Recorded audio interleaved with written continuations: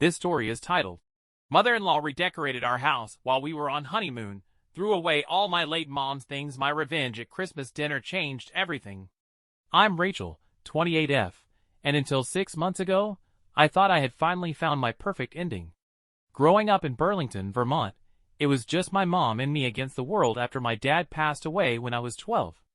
Mom poured everything into raising me alone, working 2 jobs while somehow managing to make it to every one of my dance recitals and school events. She wasn't just my mother, she was my best friend, my rock, and the strongest person I knew. When she lost her battle with breast cancer 3 years ago, I inherited our modest family home filled with decades of memories. Every corner held something precious, her hand-painted ceramics that she made in her spare time, the vintage furniture she lovingly restored on weekends, and countless family photos that told our story. The house wasn't just a structure, it was a living museum of my mother's love. Then I met Nathan, 31M, at a local farmer's market where I was selling my own pottery, a skill Mom had taught me. He was charming, successful as an architect, and seemed to understand the depth of my connection to my childhood home. After a whirlwind 18-month romance, we got married in a small ceremony in my backyard, under the maple tree where Mom and I used to have picnics. Enter Patricia, 58F, my mother-in-law. From the moment Nathan introduced us, something felt off. She lived in a sprawling house in Greenwich, Connecticut, and never missed an opportunity to comment on how quaint and dated my home was. During wedding planning, she kept pushing us to sell the house and buy something more suitable for a young professional couple. I stood my ground, and Nathan supported me, though I could tell he felt caught in the middle. What I didn't know then was that Patricia had a history of controlling behavior that Nathan had normalized over the years. She had redecorated his first apartment without asking, chosen his college major, and even tried to break up his previous relationships. These were all red flags I would later wish I'd paid more attention to. But love has a way of making you see what you want to see.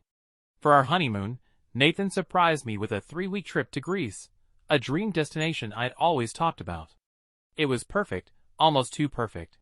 Looking back, I should have wondered why Patricia was so enthusiastic about the length of our trip, why she insisted on having a spare key to water the plants, despite my elderly neighbor Mrs. Johnson, 72F, already agreeing to take care of them. But I was too caught up in newlywed bliss to see the storm brewing on the horizon. The happy bubble of our Grecian paradise was about to burst, and my life was about to change in ways I never could have imagined. What waited for us back home would test not just my marriage, but every ounce of restraint and civility I possessed. And it would lead me to plan a revenge that would make the upcoming Christmas dinner an event the family would never forget. The moment we pulled into our driveway after that blissful honeymoon, I knew something was wrong. Through the windows, I could see different curtains, stark white and modern instead of my mother's handmade floral ones. My hands started shaking as I fumbled with the house keys, and Nathan kept saying it was probably nothing, just the light playing tricks on our jet-lagged minds. But it wasn't nothing. Opening that door felt like stepping into a stranger's house.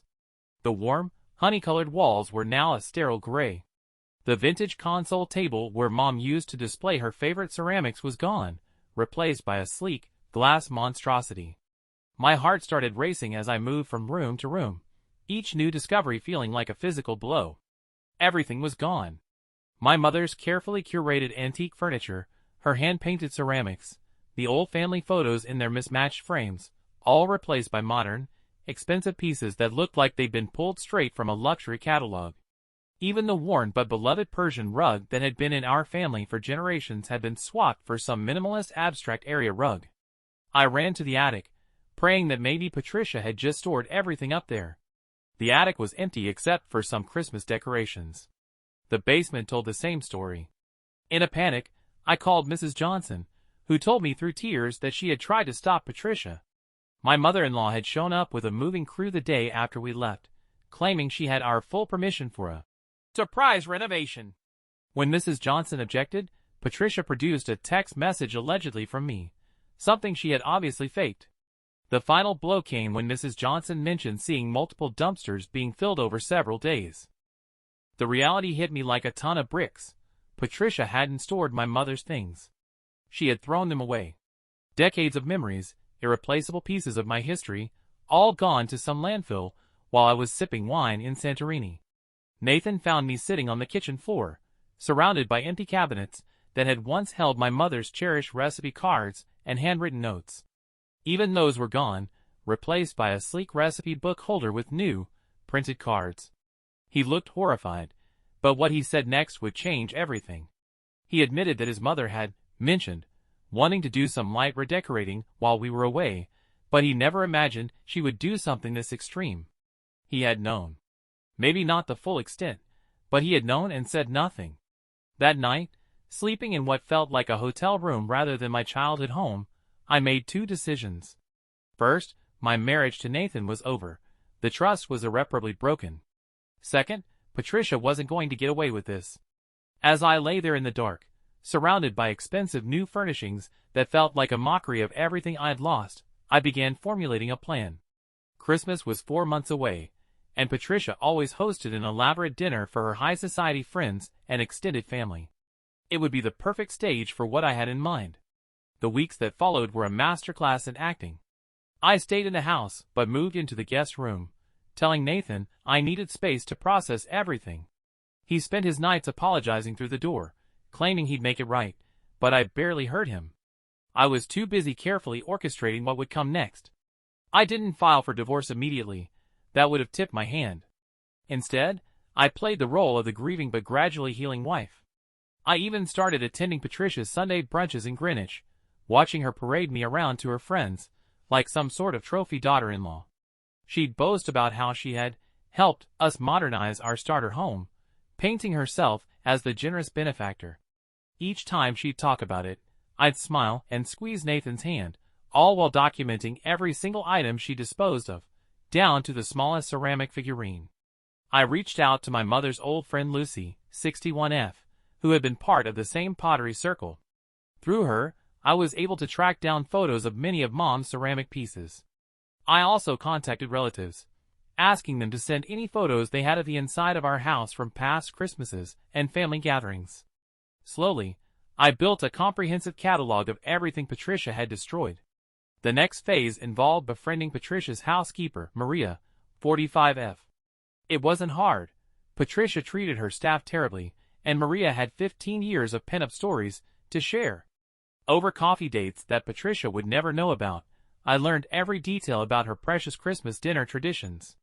How she spent months planning it, how she invited all the right people from Greenwich society, how everything had to be perfect because this dinner essentially established her social status for the coming year. I also learned that her beloved dining room table, an antique piece she often bragged about, was actually a replica she'd bought at an estate sale.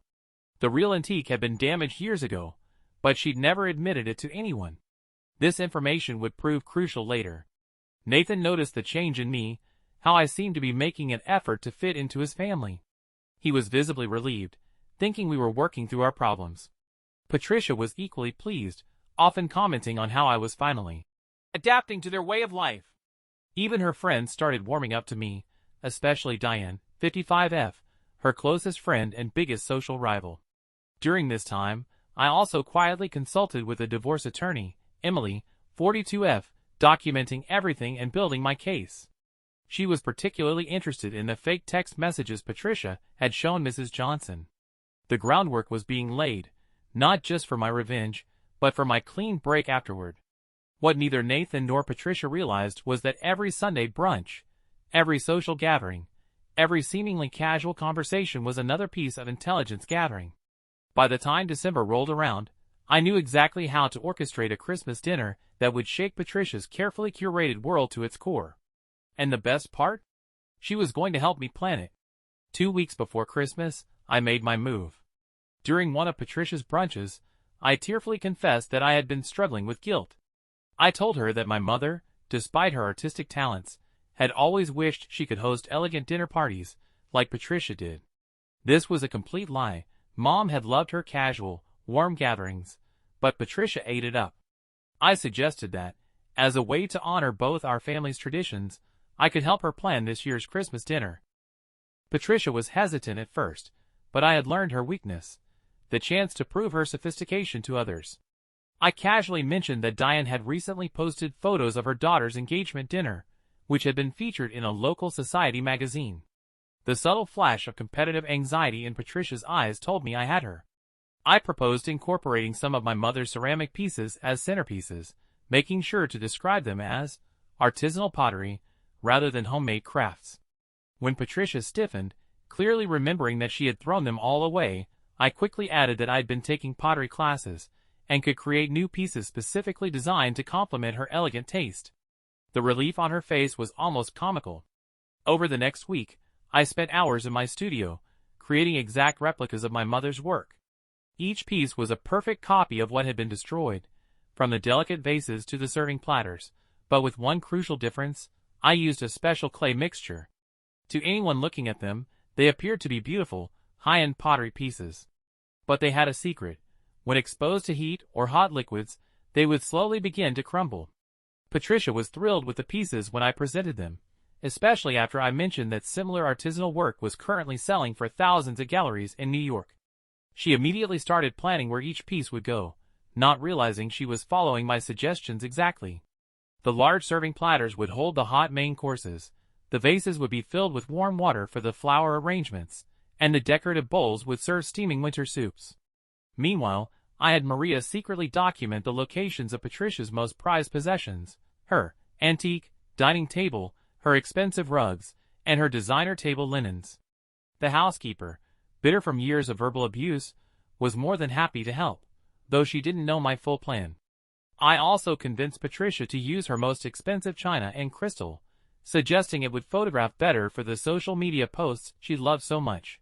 Nathan watched all this with obvious relief, clearly thinking this collaboration was a sign of healing between his wife and mother. He even commented on how proud he was that we were blending our family's traditions. The irony was painful. He still had no idea that his mother had faked text messages to throw away my inheritance, and I hadn't enlightened him. That revelation would come at the perfect moment. As Christmas approached, every detail was falling into place. Patricia had invited more guests than ever before, including several influential Greenwich families she'd been trying to impress for years. She was convinced this would be her most memorable Christmas dinner yet. On that point, at least, we completely agreed. Christmas Day arrived with picture-perfect snowfall, the kind that made Patricia's massive colonial house look like something out of a holiday card. I arrived early, as the dutiful daughter-in-law should, wearing a designer dress I'd splurged on specifically for this occasion. Looking the part was crucial. Patricia's friends needed to see me as one of them for maximum impact. The house was already buzzing with activity. The catering staff moved efficiently through the kitchen, transferring hot dishes into my ceramic serving platters.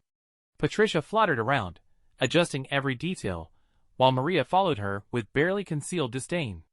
I kept catching the housekeeper's eye, and each time she gave me a knowing look, she could sense something was coming.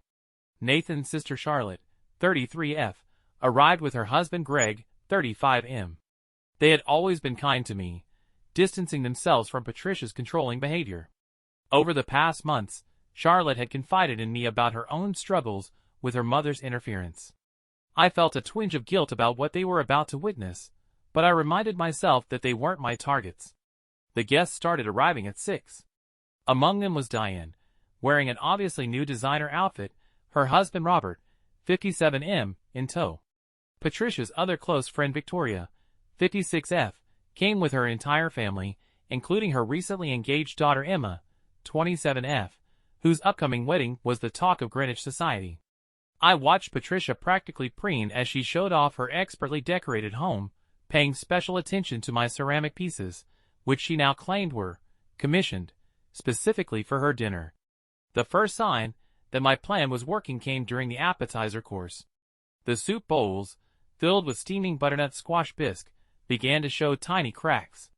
They were subtle at first, hairline fractures that only I was watching for. Victoria was the first to notice, dabbing her napkin at a small leak. Patricia smoothly had the bowls cleared away, but I could see the tension in her shoulders. Then came the flower vases. The warm water I had suggested for the arrangements began its work, slowly compromising the clay's structure. One by one, they started to develop visible cracks. Patricia's smile became increasingly strained as she tried to maintain her composure, ordering Maria to discreetly remove them. The real moment of truth approached as the main course was about to be served. 24 guests sat around Patricia's prized dining table, admiring the elaborate place settings and my remaining ceramic pieces. The catering staff emerged from the kitchen with steaming platters of food, ready to be transferred to my specially made serving dishes. What happened next would exceed even my carefully laid plans. As I sat there, outwardly calm but inwardly buzzing with anticipation, I realized that revenge wasn't just about the elaborate scheme I created. It was about finally exposing the truth about who Patricia really was. The next few minutes would change everything, not just for Patricia's Christmas dinner, but for our entire family dynamic. The main course was served exactly at 8, just as Patricia had meticulously planned. The caterers placed the steaming platters of herb-crusted prime rib and roasted vegetables onto my ceramic serving dishes, which had been strategically placed along the length of the dining table. I watched as condensation began to form, where the hot dishes met the pottery surface. The first crack was barely audible, but in the refined quiet of Patricia's dining room, it rang like a gunshot. One of the larger platters began to split right down the middle, sending thin rivulets of au jus trickling onto Patricia's expensive white tablecloth. Her face went pale as she watched the brown liquid spread across the pristine fabric. But that was just the beginning. Like a carefully orchestrated symphony, the other serving dishes began to fail one by one. Cracks spiderwebbed across their surfaces, allowing more sauce and cooking juices to escape. Guests started shifting uncomfortably in their seats as the liquid began dripping onto their designer clothing and Patricia's antique table. Victoria gasped as gravy dripped onto her new silk dress. Emma quickly moved her engagement ring hand away from the spreading mess. Diane, Patricia's social rival, couldn't quite hide her smile as she watched her friend's perfect dinner dissolve into chaos. The look on Patricia's face was a mixture of horror and humiliation. Everything she'd worked so hard to maintain was literally falling apart before her eyes. Then came the moment I'd been waiting for. Patricia, trying desperately to salvage the situation, grabbed one of the larger platters to move it to safety. But the heat had done its work. The entire piece crumbled in her hands, sending the prime rib and its accompaniments cascading onto her precious table. The impact caused the table surface to crack slightly, revealing its true nature as a reproduction rather than the priceless antique she claimed it to be. Nathan jumped up to help his mother, but in his haste, he knocked over a glass of red wine. The liquid spread across the table, seeping into the crack in the wood and making its cheap composition even more obvious. Patricia's face turned from pale to bright red as Diane leaned forward, examining the table with newfound interest. The room had descended into barely controlled chaos. Maria stood in the doorway, a small smile playing at the corners of her mouth as she watched her employer's carefully curated world crumble. Charlotte caught my eye from across the table, and I saw a flash of understanding cross her face. She'd always known her mother was capable of cruelty. Now everyone else would know too. But I wasn't done yet. As Patricia stood there, surrounded by the ruins of her perfect dinner party, I cleared my throat. The time had come for the final act of my revenge, and I had an audience of Greenwich's finest society members ready to witness every word. In the midst of the chaos, I stood up slowly, commanding attention in the way Patricia had taught me during all those society gatherings. My voice was steady and clear as I addressed the room, thanking them all for coming to what would be my last dinner at the house. The puzzled looks on their faces quickly turned to shock as I began to speak. I started by apologizing for the quality of my pottery work, explaining that I'd only been doing it for a few months, nothing like the decades of experience my mother had under her belt. Then I pulled out my phone and began showing the before and after photos of my childhood home, explaining how Patricia had destroyed irreplaceable family heirlooms and handmade artwork while we were on our honeymoon. The room fell deadly silent as I played the recording Mrs. Johnson had made of her confrontation with Patricia and the moving crew. Even Nathan, who had been desperately trying to clean up the mess, froze when he heard his mother's voice clearly stating she had my permission I had never given. The look of betrayal on his face, as he finally understood the full extent of his mother's actions, was almost painful to watch. Diane was the first to react, standing up and gathering her things while muttering about having another engagement. Victoria followed suit, practically dragging Emma away from the scene. One by one, Patricia's carefully cultivated social circle began to make their excuses and leave, each exit another nail in the coffin of her reputation. Charlotte remained seated, tears streaming down her face, as she finally saw documented proof of the kind of person her mother truly was. Greg had his arm around her, his expression a mixture of shock and growing anger. The catering staff hovered uncertainly in the doorway, while Maria stood watching with quiet satisfaction. Patricia tried to defend herself, claiming it had all been a misunderstanding, that she was only trying to help modernize our home. But I wasn't finished. I pulled out copies of the itemized list of everything she had destroyed, along with their appraised values and historical significance. The final blow came when I revealed the text messages she had faked to Mrs. Johnson had been traced back to a burner phone purchased with her credit card. Nathan, still standing by the ruined table, looked utterly destroyed. He had spent years minimizing and excusing his mother's behavior, but there was no explaining this away. The evidence was too clear, too damning. His perfect world, like the ceramic pieces scattered across the dining room, had shattered beyond repair. As Patricia stood there, surrounded by the evidence of her actions and the ruins of her Christmas dinner, I delivered my final announcement. I had already filed for divorce, and Nathan would be served with papers the next morning. The prenuptial agreement he'd insisted on had a morality clause, and Patricia's documented actions, done with his implicit knowledge, had violated it spectacularly. The next few weeks were a whirlwind of legal proceedings and social fallout.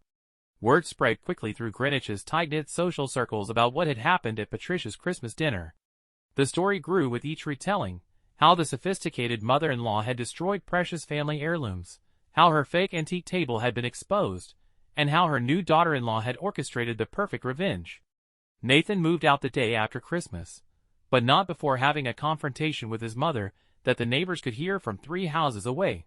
He tried to contact me multiple times, sending lengthy emails about how he'd had no idea of the full extent of what his mother had done, how he would have stopped her if he'd known. But his words rang hollow. He had known enough to warn me, and he had chosen not to.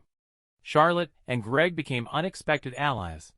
They helped me document everything for the divorce proceedings, with Charlotte testifying about Patricia's history of controlling behavior. She shared stories of other family members who had been driven away by her mother's actions over the years, creating a pattern that strengthened my case considerably. Patricia's social life imploded spectacularly. Diane, seeing an opportunity to ascend the social ladder, hosted a New Year's Eve party and pointedly didn't invite her former friend. Victoria's daughter Emma sent back a wedding invitation that had already been mailed to Patricia, citing recent revelations about family values. Even Patricia's country club membership came under review after several long-standing members expressed concerns about her character. Maria finally quit her job, but not before helping me recover a few items that Patricia had secretly kept from my house, including my mother's jewelry box that she had hidden in her attic. The housekeeper took great pleasure in presenting this evidence to my divorce attorney, along with detailed records of Patricia's actions during the renovation. The divorce proceedings moved quickly, thanks to the morality clause and the overwhelming evidence. Nathan's lawyers advised him to settle rather than fight, knowing how damaging a public trial would be for both him and his mother. The prenup's penalties meant I received a settlement that would allow me to restore my childhood home to something close to what it had been, though the sentimental value could never be replaced. Mrs. Johnson helped me connect with local antique dealers and artisans who had known my mother, and slowly, piece by piece, I began to rebuild my home's warmth. It would never be exactly the same, but there was something therapeutic about the process of healing both the house and myself. A year has passed since that Christmas dinner, and life has taken unexpected turns that even I couldn't have planned. The local arts community, having heard my story, rallied around me. Lucy helped me set up a small pottery studio in my restored basement, where I now teach classes to others who want to learn the craft my mother taught me. There's something deeply healing about watching my students create their own family heirlooms, knowing these pieces will carry their own stories forward. Charlotte and I have grown closer, bonding over our shared experiences with Patricia.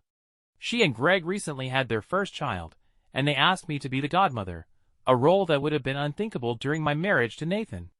They've cut almost all contact with Patricia, choosing instead to build a healthier family dynamic for their daughter.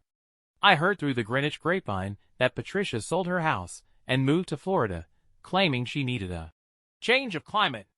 The truth was that her social standing never recovered from that Christmas dinner. The last I heard, she was trying to rebuild her life in a new community, but her old friends say she's having trouble explaining why none of her family visits. Nathan sent me one final email 6 months ago, just before he moved to Chicago for a fresh start. He apologized again, this time with what felt like real understanding of how his passive acceptance of his mother's behavior had contributed to everything that happened. He said he was starting therapy to work through his childhood and learn to set boundaries. I wished him well, but didn't respond further. My house feels like home again, though in a different way. The new antiques I've collected each have their own history, and I filled the walls with photos of my mother that relatives sent me after hearing what happened. Mrs. Johnson still comes over for tea every Sunday, and we've started a tradition of making pottery together. She's surprisingly good at it. Last week, I found an old notebook of my mother's recipes that Maria had managed to save from Patricia's purge. It was water-damaged and barely readable, but holding it in my hands, I felt my mom's presence so strongly. I spent the weekend copying each recipe into a new book, adding my own notes and memories. Some things can't be replaced, but they can inspire something new. Sometimes people ask if I regret how publicly I handled my revenge. I tell them that some lessons need an audience to truly stick. Patricia didn't just destroy my belongings. She tried to erase my mother's memory and my identity along with it. My revenge wasn't just about the dramatic exposure at Christmas dinner. It was about standing up for every family memory, every handmade piece, and every tradition that she thought she had the right to throw away. The pottery studio is my favorite place now. When I'm teaching, I often share my story with my students, reminding them that every piece they make could become someone's family treasure. I keep one shelf dedicated to displaying my mother's remaining pieces that Maria recovered, along with my own work.